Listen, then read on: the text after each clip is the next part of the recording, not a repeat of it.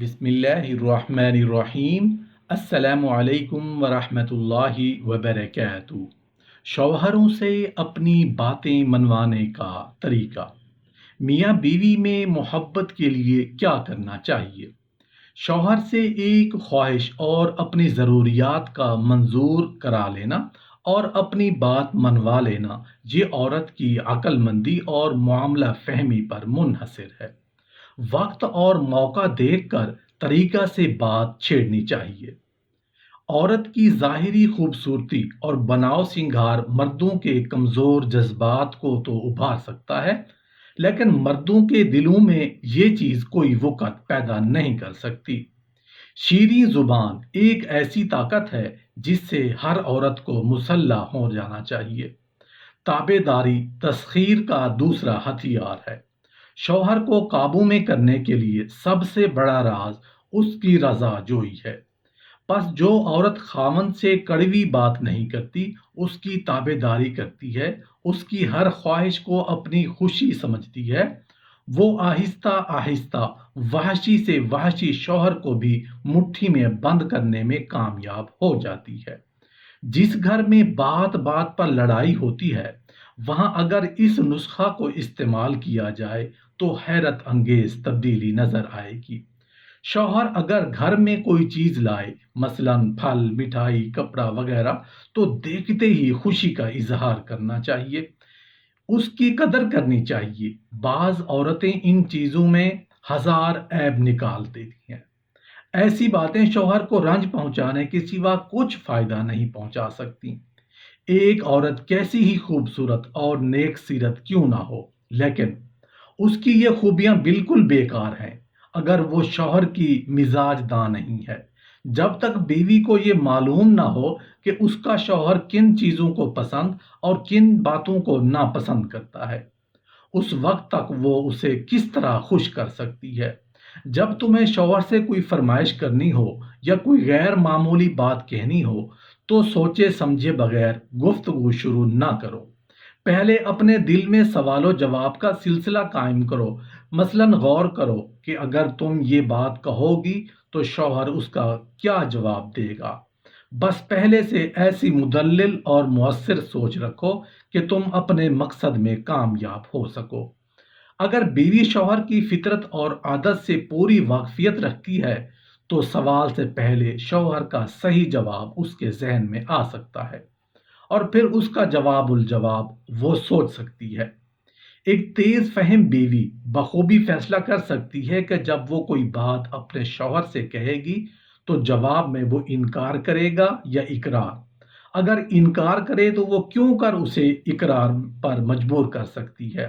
اگر شوہر کچھ عرصہ کے لیے بیوی سے علیحدہ رہا ہو یا اگر شوہر کو کچھ عرصہ کے بعد باہر سے آئے تو ایک سلیقہ مند بیوی کو چاہیے کہ کوئی رنج یا خوشی کا معاملہ یا ہنسی یا دل لگی کی کوئی بات یا کسی کام کی فرمائش فوراً نہ چھیڑ دے، بلکہ پہلے قیافتہ شناسی اور مزاج دانی سے کام لے کر یہ معلوم کر لے کہ اس وقت وہ کس کیفیت میں ہے، اسے کیا خبر کہ گھر کے باہر کیا واقعات پیش آئے ہیں، اور آیا وہ اس وقت رنجیدہ ہے یا خوش، مطمئن ہے یا متفکر۔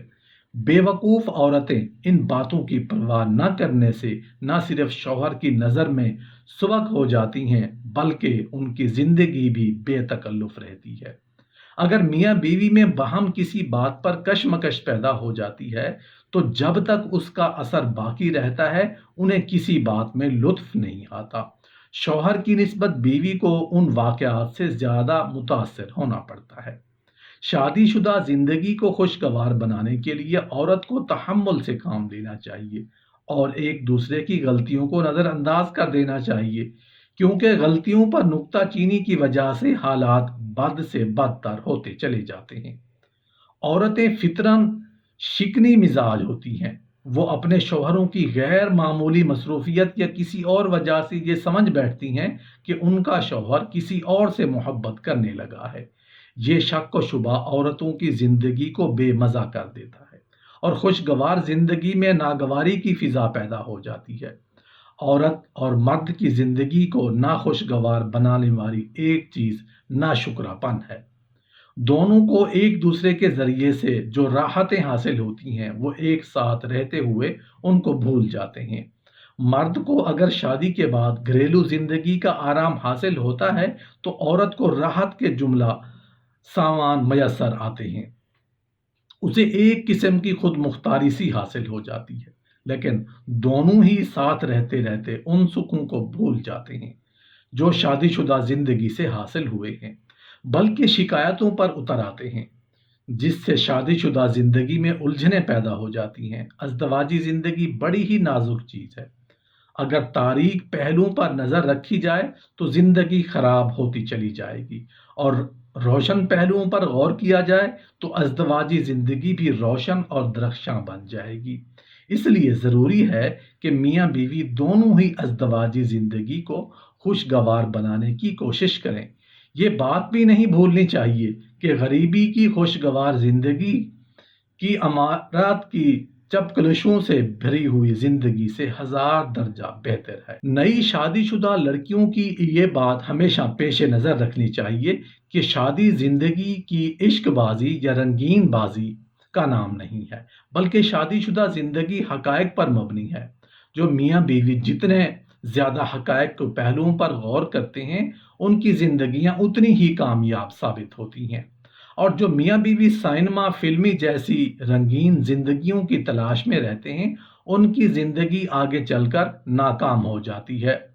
نئی شادی شدہ لڑکیوں کا یہ کہنا بھی درست ہے کہ شادی کے ابتدائی دنوں میں ان کے شوہر جس گرما گرمی کا اظہار کرتے ہیں وہ بعد میں باقی نہیں رہتی۔ یہ کوئی نئی بات اور اہم بات نہیں ہے، ہمیشہ سے یہی ہوتا آیا ہے۔ جب جوانی کا جوش کم ہو جاتا ہے اور جنسی خواہشات سکون پا جاتی ہیں، اصل میں ابتدائی زمانہ کی گرما گرمی کو محبت سمجھ لیا جاتا ہے۔ حالانکہ یہ محبت نہیں بلکہ جذبات کا ایک طوفان ہوتا ہے۔ ان کو معلوم ہو جانا چاہیے کہ صحیح معنوں میں شادی شدہ زندگی اس وقت سے شروع ہوتی ہے جب نفسانی خواہشات کا طوفان سرد پڑ جاتا ہے۔ اس وقت میاں بیوی میں باطنی جوہر ہوتے ہیں جو ان کے پاس آپس کے تعلقات دن بدن خوشگوار ہوتے چلے جاتے ہیں، لیکن اگر ان میں کوئی ایک بھی باطنی خوبیوں سے محروم ہے تو آگے چل کر زندگی بے مزہ ہو جاتی ہے۔